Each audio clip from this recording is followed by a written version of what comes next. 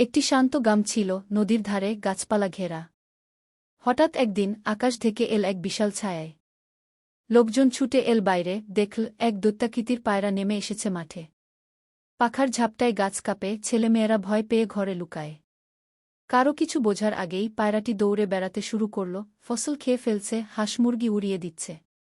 সবার মুখে আতঙ্ক, কেউ সাহস করছে না সামনে যেতে। তখন একজন মানুষ, নাম তার রবি, এগিয়ে এল। রবি ছিল গায়ের এক সাধারণ চাষি, কিন্তু মনের ভেতরে ছিল ভীষণ সাহস। সে হাতে নীল একটা বড় ঝুড়ি, ভেতরে ভরা ছিল মোয়া আর খেজুর। পায়রার সামনে গিয়ে মিষ্টির ঝুড়ি রেখে সে শান্ত গলায় বলল, এসো, খাও। পায়রাটি থেমে গেল। একবার তাকিয়ে ধীরে ধীরে ঝুড়ির কাছে এল।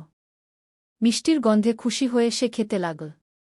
আর তখনই রবি পাখনার নিচে একটা শক্ত দড়ি পেঁচিয়ে দিল, একটানে বাঁধল তার পা। পায়রাটি ধীরে ধীরে শান্ত হয়ে গেল, আর গ্রামের লোকজন ধীরে ধীরে বাইরে বেরিয়ে এল, চোখে বিস্ময়, মনে সাহস।